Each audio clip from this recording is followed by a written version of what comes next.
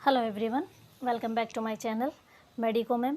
आज का हमारा जो वीडियो का टॉपिक है वो है एचआईवी और एड्स। एचआईवी और एड्स दोनों में क्या डिफरेंस है वो हम इस वीडियो में देखने वाले हैं। टॉपिक बहुत ही इम्पोर्टेंट है आपके एग्ज़ाम पॉइंट ऑफ व्यू से भी, और अगर आप मेडिकल फील्ड से रिलेटेड स्टूडेंट्स नहीं हैं फिर भी आपके लिए ये चीज़ें जानना बहुत ज़रूरी है, क्योंकि ये एक ऐसी बीमारी है जो क्या है, लाइलाज है। ठीक है, इसका कोई इलाज नहीं है, तो इसका क्या है, बचाव ही एक तरीके से क्या है, उपचार है। तो इस वीडियो में मैं आपको बताने वाली हूँ कि एचआईवी क्या होता है। दोनों में डिफरेंस देखेंगे हम एचआईवी और एड्स के अंदर, कि एचआईवी किसको कहेंगे और एड्स किसको कहेंगे। तो आप वीडियो में लास्ट तक ज़रूर बने रहें। ये वीडियो आपके लिए बहुत ही नॉलेजेबल होने वाला है, और वीडियो अच्छा लगे तो आप वीडियो को लाइक शेयर करना नहीं भूलें। तो चलिए स्टार्ट करते हैं हम आज का हमारा वीडियो। तो सबसे पहले हम देख लेते हैं इसका इंट्रोडक्शन क्या है। इंट्रोडक्शन में हम देखेंगे कि दोनों में डिफरेंस क्या है। तो एचआईवी की अगर हम बात करें तो एचआईवी क्या है, एक तरीके से वायरस है जिसका पूरा नाम क्या होता है, ह्यूमन इम्यून डेफिशिएंसी वायरस है। जबकि जो एड्स क्या होता है कि एचआईवी के कारण ही होने वाली शरीर में जब क्या हो जाती है, जब एचआईवी का वायरस बॉडी में एंटर कर जाता है तो ये डायरेक्ट किस पर इफेक्ट डालता है, बॉडी के इम्यून सिस्टम पर इफेक्ट डालता है, जिसके कारण क्या हो जाता है, जो बॉडी का इम्यून सिस्टम है वो वीक हो जाता है। और जब इम्यून सिस्टम वीक हो जाता है तो इसकी वजह से क्या होता है, बॉडी में बहुत सारी बीमारियां होने लग जाती हैं। तो कह सकते हैं हम एड्स क्या होता है, अ ग्रुप ऑफ डिजीज़।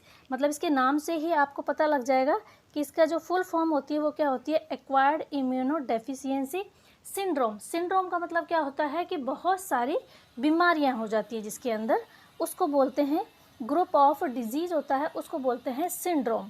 तो एड्स क्या है कि शरीर में बहुत सारी बीमारियां हो जाती हैं, उसको बोलते हैं हम एड्स। ठीक है, इसके बाद अब हम देखते हैं इसके जो कॉज है वो क्या है।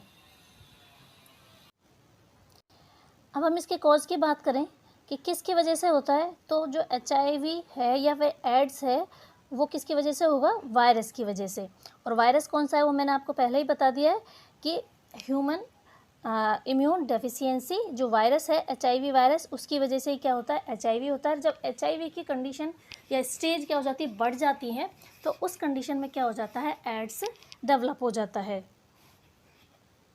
तो इसका जो कॉज है वो वायरस है, ह्यूमन इम्यून डेफिशिएंसी वायरस है। इसको आप याद रखना, कई बार कंपटीशन जो एग्ज़ाम होते हैं उसमें पूछ लिया जाता है कि एचआईवी जो होता है या एड्स होता है कौन से वायरस की वजह से होता है, तो ये आपको पता होना चाहिए। नेक्स्ट अब जब हमारा टॉपिक है वो है ट्रांसमिशन। मेन है, इम्पोर्टेंट है कि इसका जो ट्रांसमिशन होता है वो किस तरह से होता है, कैसे ये लोगों में फैलता है। तो एचआईवी है जो फैलेगा वो फैलेगा अनप्रोटेक्ट सेक्स के द्वारा। ठीक है, इसके अलावा ये फैलता है शेयरिंग नीडल, मतलब एक ही नीडल से आप बार बार किसी को क्या लगा रहे हो, इंजेक्शन लगा रहे हो। ठीक है, किसी ऐसा पर्सन है जो क्या है, इन्फेक्टेड है, जिसको एड्स हो रखा है, एचआईवी का इन्फेक्शन है, उसी नीडल से अगर किसी आपने दूसरे पर्सन को या पेशेंट को क्या लगा दिया, इंजेक्शन लगा दिया, तो इसकी वजह से क्या हो सकता है, ये फैल सकता है।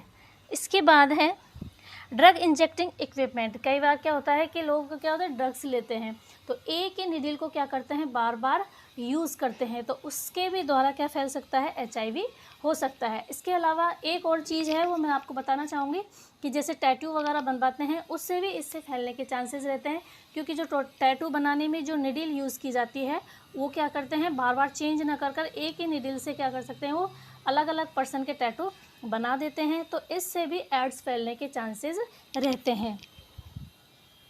इसके अलावा मदर टू चाइल्ड भी ये क्या है, फैल सकता है। ड्यूरिंग प्रेगनेंसी है या फिर चाइल्ड बर्थ के दौरान, क्या बच्चा जब बाहर निकलता है तो मदर का जो ब्लड है और जो बच्चे का जो ब्लड है वो एक दूसरे के कांटेक्ट में आता है, इसकी वजह से क्या हो सकता है, मदर टू चाइल्ड भी फैल सकता है। इसके अलावा ब्रेस्ट फीडिंग से भी क्या हो सकता है, ये जो बीमारी है एड्स है, एचआईवी है, वो क्या है, फैल सकती है। तो ये क्या है, एचआईवी के फैलने के सोर्सेज हैं, या हम कह सकते हैं कि जो इसका जो सोर्स है एचआईवी को फैलने का वो होता है जो बॉडी फ्लूइड होता है।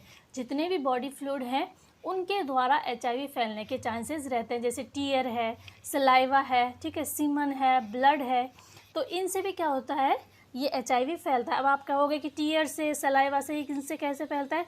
तो इनसे फैलता है, लेकिन इससे फैलने के चांसेस क्या होते हैं, एक तरीके से कम होते हैं। लेकिन जो मेन इसका फैलने का जो सोर्स होता है वो ये तो सीमन होता है या फिर क्या होता है, ब्लड होता है। इनके द्वारा ही ये ज़्यादा फैलता है। अब हम देखते हैं एड्स है, तो एड्स भी किस तरह से इसका ट्रांसमिशन होता है। तो एड्स का भी इसी तरह से होता है, क्योंकि एड्स किसकी वजह से होता है, HIV वायरस की वजह से होता है। तो HIV जिसकी वजह से फैलता है उसी की वजह से क्या होता है, एड्स भी फैलता है। तो हम कह सकते हैं कि not directly transmitted occur after HIV infection, मतलब जो HIV एड्स है वो डायरेक्ट ना होगा कि पहले क्या होगा, उसमें HIV का इन्फेक्शन होगा, उसके बाद वो HIV किस में कन्वर्ट हो जाएगा, एड्स में कन्वर्ट हो जाएगा। ठीक है, तो ये मैंने आपको ट्रांसमिशन के इसके बताया HIV और एड्स किस तरह से ये फैलता है। मेन इसमें जो होता है वो इम्यून सिस्टम ही होता है बॉडी का।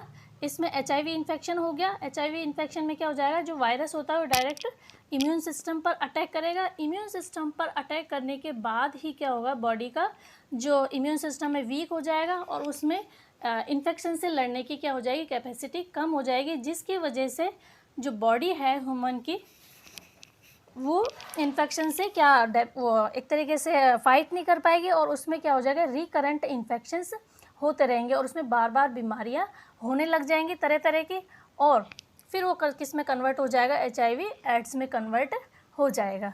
ठीक है, तो ये इसका क्या है, ट्रांसमिशन है। अब है, हम देखते हैं इसके जो सिम्टम है वो कौन कौन से सिम्टम्स हैं। तो HIV के जो सिम्टम हैं वो है, स्टार्टिंग में क्या होता है, इसमें फ्लू लाइक सिम्टम्स आते हैं। इसमें स्टार्टिंग में पता नहीं चलता है, ठीक है, 6 से 12 वीक तक तो क्या होता है, नॉर्मली फ्लू लाइक इसमें सिम्टम्स दिखाई देते हैं, जैसे कि फीवर आ गया है, हेडेक हो गया, कफ होना है, ठीक है, और थकान होना एक तरीके से, इस तरह के सिम्टम्स दिखाई देते हैं HIV के इन्फेक्शन में स्टार्टिंग में। लेकिन क्या है, जैसे जैसे टाइम पीरियड बढ़ता जाता है ये जो सिम्टम्स हैं वो क्या होते जाते हैं, एक तरह के परसिस्ट होते जाते हैं, मतलब लगातार बॉडी में ये बने रहते हैं। तो सबसे पहले इसमें स्टार्टिंग में इस तरह के सिम्टम्स दिखाई देंगे। इसके अलावा बॉडी में क्या दिखाई देने लग जाएंगे, रेशेस दिखाने लग जाएंगे, रेशेस हो जाते हैं, नाइट स्वेटिंग आ जाती है, रात में क्या होता है, पसीने आने लग जाते हैं पर्सन को, और रिकरेंट इन्फेक्शन हो जाता है, बार बार उस पर्सन में क्या आता है कि इन्फेक्शन हो जाता है। क्यों होता है, क्योंकि बॉडी का इम्यून सिस्टम क्या हो गया, वीक हो गया, और वीक होने के बाद उसमें इन्फेक्शन से लड़ने की जो कैपेसिटी है वो क्या हो जाती है, कम हो जाती है। तो बॉडी में क्या होते हैं, बार बार इन्फेक्शन होने लग जाते हैं। इसके अलावा है, वेट लॉस हो जाता है पर्सन का, और लिम्फ नोड है वो उसमें स्वेलिंग आ जाती है। लिम्फ नोड कहाँ कहाँ होते हैं, जैसे कि नेक हो गई आपकी, ठीक है, आर्म पिट हो गए, ग्रोइंग एरिया होता है, वहाँ पर क्या होता है, लिम्फ नोड होता है, तो उसमें क्या आ जाती है, स्वेलिंग आने लग जाती है। ये HIV के क्या हैं, कुछ सिम्टम्स हैं। तो इनको देख करके क्या हम आइडेंटिफाई कर सकते हैं कि इसको HIV हो सकता है। कंफर्म नहीं कर सकते, कंफर्मेशन के लिए तो क्या टेस्ट कराने पड़ते हैं। तो ये सिम्टम्स हैं, इसके आधार पर हम सस्पेक्टेड कर सकते हैं कि पर्सन को क्या हो सकता है, HIV हो सकता है। अब एड्स के क्या लक्षण होंगे जिनको हम कहेंगे कि हाँ भाई अब इस पर्सन में एड्स हो चुका है, तो ऐसे कौन से लक्षण होंगे, तो वो लक्षण होंगे, उसमें लक्षण यही होंगे उसके, लेकिन क्या होंगे, वो वाइड रेंज में हो जाएंगे, वाइड रेंज में होंगे ये सिम्टम, जैसे वही फ्लू लाइक जो मैंने आपको बताया, फीवर है, हेडेक है, फटीक है, परसिस्ट फीवर, मतलब लगातार क्या है, फीवर बना ही रहता है, फीवर उसका कम ही नहीं होता है, उतरता ही नहीं है। इसके अलावा फटीग रहती है, वेट लॉस हो जाता है, और रिकरेंट इन्फेक्शंस होते रहते हैं उसमें। इसके अलावा उसमें क्या होता है, कैंसर होने के भी चांसेस हो जाते हैं उस पर्सन में जिसमें HIV का इन्फेक्शन हो गया है। और HIV की जो स्टेज है, ठीक है, इसकी जो मेन स्टेज है, मैंने यहाँ पर आपको वो जो स्टेज है वो डिस्क्राइब नहीं करी है। इसके अलावा जो मेरे एक दूसरा वीडियो है उसमें मैंने इसकी स्टेजेस बता रखी हैं HIV का ही, उसमें पूरा डिटेल से स्टडी करा रखा है, तो वो भी आप चैनल पर जा कर के देख सकते हैं। HIV की जो मेनली 3 स्टेजेस होती हैं, अर्ली स्टेजेस होते हैं, लेटेंट स्टेज होती है, और एक होती है एड्स स्टेज, मतलब जो जिसमें क्या हो जाता है बॉडी में पूरी तरह से उसको क्या हो चुका है, एड्स हो चुका है। तो ये वाली जो स्टेजेस हैं, तीनों स्टेजेस एड्स जब हो जाएगा उसको, तो जो तीसरी स्टेजेस है वो होती है उसकी एड्स की, कि उसके अंदर क्या हो चुके हैं, अब पूरी तरह से उसकी बॉडी जो इम्यून सिस्टम है वो काम करना उसका बंद कर दिया है, और उसमें क्या होते हैं, रिकरेंट इन्फेक्शंस होते रहते हैं, ग्रुप ऑफ डिजीज़ हो जाती हैं। इसके अलावा उसमें कैंसर होने के भी क्या होते हैं, चांसेस हो जाते हैं एड्स वाले पर्सन में। तो ये थे इसके कुछ साइन सिम्टम। इसके अलावा आप इस फिगर को देखकर भी क्या कर सकते हैं, आराम से समझ सकते हैं, क्योंकि फिगर को देखने से कोई चीज़ हमें लंबे टाइम तक क्या होती है, अपने माइंड में सेट रहती है। तो ये क्या है, इसके कुछ साइन सिम्टम हैं। इसमें बताया गया है जैसे नाइट स्वेटिंग हो गई है, सोर थ्रोट हो जाता है, गले में खराश होना है, फीवर रहता है, मसल्स एक हो जाता है, और इसके अलावा इसमें जो क्या होता है, माउथ अल्सर, मुंह में भी क्या दिखाई हो जाते हैं, इसमें छाले होने स्टार्ट हो जाते हैं। मुंह में भी है, जेनाइटल ऑर्गन्स होते हैं उसमें भी छाले दिखाई देते हैं। इसके अलावा जो लिम्फ नोड हैं वो स्वेलिंग हो जाती हैं, कपकपी सी लगने लगती है व्यक्ति को, और बॉडी पे रेशेस हो जाते हैं, फटीग है, थकान रहती है। तो ये क्या है, इसके HIV के कुछ साइन सिम्टम हैं। अब हम देखते हैं इसका डायग्नोसिस इसका कैसे करेंगे, कैसे हम पता लगाएंगे कि इस पर्सन को HIV हो चुका है। तो डायग्नोसिस के लिए इसमें जो मेन इम्पोर्टेंट थिंग है, ये जिससे हम टेस्ट करते हैं वो है इसका HIV के लिए क्या करते हैं, इसमें एंटीबॉडीज़ को डिटेक्ट किया जाता है। इस टेस्ट में जो भी टेस्ट करते हैं उसमें क्या करते हैं कि जब HIV का इन्फेक्शन हो गया, तो HIV का इन्फेक्शन हो गया तो उसमें जो वायरस है उसके अगेंस्ट बॉडी में एंटीबॉडीज़ बने हैं या नहीं बने, वो एंटीबॉडीज़ को क्या करते हैं, डिटेक्ट करते हैं, जिससे ये पता लगाया जाता है कि बॉडी में HIV हो चुका है। तो इसके लिए जो सबसे इम्पोर्टेंट है वो है CD4 काउंट सेल किया जाता है। इसमें CD4 काउंट सेल क्या हो जाते हैं, इसमें डिक्रीज होता है। CD4 काउंट सेल क्या है, ये एक तरीके से आपका जो इम्यून सिस्टम है उसका ही क्या है, एक सेल है जो क्या करती है, बॉडी को इम्यून सिस्टम को क्या करती है, बूस्ट करती है कह सकते हैं, या फिर जो इम्यून सिस्टम है वो बॉडी में अगर किसी भी तरह का इन्फेक्शन हो जाता है तो उससे लड़ने का काम करती है। एक तरीके से इसमें T हेल्पर सेल होती हैं जो क्या करती हैं, इन्फेक्शंस को आइडेंटिफाई कर देती है, या फिर जो कोई भी बाहर से कोई वायरस आता है तो उसको क्या करते हैं, आइडेंटिफाई करके उसको पहचान करके उसको लड़ने का काम करती हैं। कौन सी सेल, CD4 सेल। अगर बॉडी में CD4 सेल्स क्या हो जाएंगी, कम पड़ जाएंगी, ठीक है, इसे डिक्रीज़ हो जाएंगी, तो क्या होगा, वो ये अपना काम ठीक तरह से नहीं कर पाएंगी। अगर बॉडी में कोई इन्फेक्शन हो रहा है या कोई ऐसा वायरस आ रहा है तो उसको क्या नहीं कर पाएंगी, आइडेंटिफाई नहीं कर पाएंगी, और बॉडी में इन्फेक्शन होता रहेगा। तो एड्स में जो होता है वो यही होता है कि जो CD4 काउंट सेल है वो डिक्रीज हो जाती है। कहाँ तक चली जाती है, ये 200 तक चली जाती हैं। और नॉर्मली अगर हम बात करें CD4 की तो ये कितनी होती हैं, अगर 500 से 1500 तक ये नॉर्मल होती हैं, लेकिन ये घट करके कितनी हो जाती हैं, 200 रह जाती हैं। तो इससे इम्यून सिस्टम क्या हो जाता है, और बहुत ज़्यादा वीक हो जाता है। तो ये क्या है, इसका डायग्नोसिस करने का है। इसके अलावा आजकल जो टेस्ट किए जाते हैं वो है जैसे CBC टेस्ट करते हैं, और एलाइजा टेस्ट है वो भी किया जाता है। एलाइजा टेस्ट है, ठीक है, इसकी अगर आप फुल डिटेल में स्टडी और करना चाहते हैं तो इसका वीडियो भी मैंने अपने चैनल पर डाल रखा है, तो वहाँ पर जाकर के ये एलाइजा टेस्ट के बारे में आप जान सकते हैं। इसके अलावा एक टेस्ट और होता है इसका, वेस्टर्न ब्लॉट टेस्ट। ये क्या होता है, कन्फर्मेटिव टेस्ट होता है एड्स को डायग्नोस करने का। बहुत ही कम समय में इससे क्या कर सकते हैं, पता कर सकते हैं। इसके अलावा और भी आजकल इसको टेस्ट करने के आ रहे हैं, स्क्रीनिंग करने के, जैसे रैपिड कार्ड टेस्ट आ रहा है आजकल, तो उसमें HIV को क्या कर सकते हैं, स्क्रीनिंग की जा सकती है कि इसमें HIV हो सकता है। अब देखते हैं हम इसका जो ट्रीटमेंट है वो क्या है।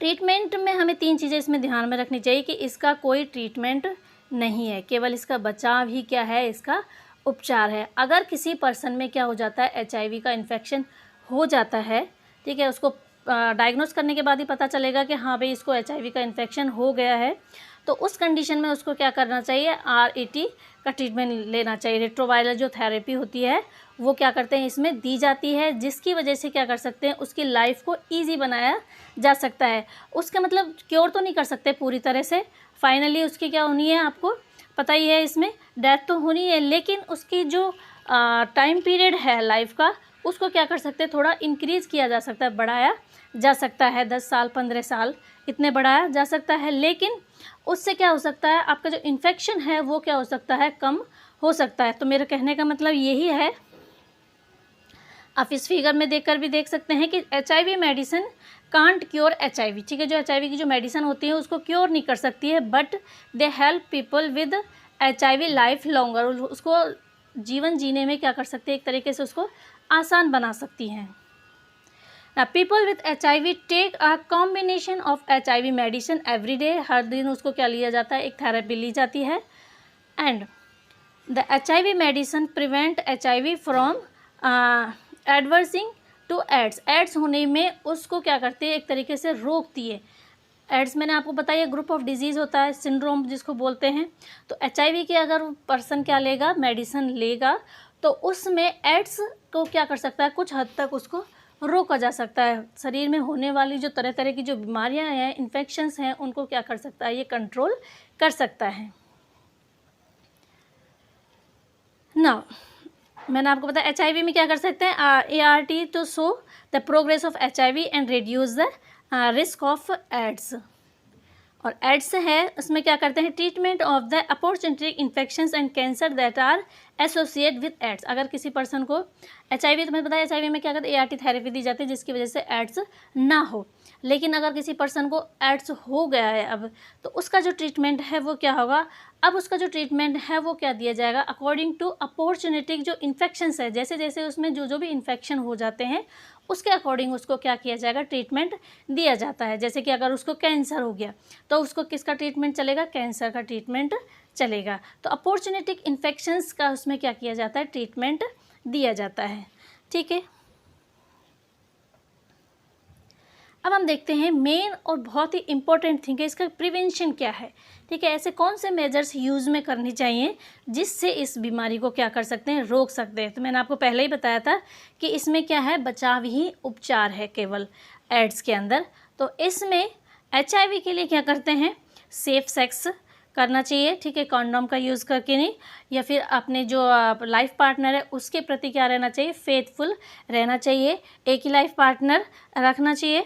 इसके अलावा नॉट शेयरिंग नीडल और सिरिंज है वो क्या करना चाहिए यूज़ नहीं करनी चाहिए। सिंगल यूज़ ऑफ सिरिंज होना चाहिए। अगर एक ही सिरिंज से बार बार किसी दूसरे पर्सन के या दूसरे तीसरे पेशेंट के आप यूज़ करोगे तो उससे इसके होने के ज़्यादा चांसेस रहते हैं। इसके अलावा जो मेडिकल प्रैक्टिस की जाती है वो करनी चाहिए PPE यूज़ करके, मतलब पर्सनल प्रोटेक्शन इक्विपमेंट यूज़ करके, ग्लव्स वगैरह पहन करके ही क्या करना चाहिए आपको मेडिकल प्रैक्टिस करनी चाहिए, क्योंकि ये ऐसे रिस्क फैक्टर हैं जिनमें HIV होने के ज़्यादा चांसेस होते हैं। अब वो भी मैं आपको नेक्स्ट अपनी जो स्लाइड है उसमें बताने वाली हूँ कि HIV होने के चांसेस किस किस को ज़्यादा होते हैं, कौन कौन है ऐसे जो रिस्क फैक्टर के अंदर आते हैं। एड्स है तो वही है सेम एज HIV की वजह से ही क्या होता है एड्स होता है, तो इसका प्रिवेंशन भी HIV की ही तरह है ना। अब हम देखते हैं इसके कुछ रिस्क फैक्टर है, कौन कौन ऐसे हैं जो इसके रिस्क के अंदर आते हैं। तो आप देख सकते हैं जो सेक्स वर्कर होते हैं वो इसके रिस्क फैक्टर होते हैं, ड्रग एडिक्टर्स होते हैं, ठीक है, जो ड्रग्स वगैरह लेते हैं वो होते हैं रिस्क फैक्टर। इसके अलावा मेडिकल स्टाफ है वो भी इसके रिस्क फैक्टर में आते हैं। जो मदर होती है, ठीक है, मदर से फीटल में ट्रांसफ़र हो जाता है तो मदर भी क्या आती है इसमें रिस्क फैक्टर में होती हैं। तो ये थे आज के हमारा वीडियो। आज के इस वीडियो में मैंने आपको एड्स के बारे में और HIV के बारे में दोनों में क्या डिफरेंस है वो डिटेल में बताया। फिर भी आपके कुछ क्वेरीज़ हैं तो आप कमेंट्स बॉक्स में जा कर के कमेंट्स कर सकते हैं। I will try to solve your queries and thank you for watching my video.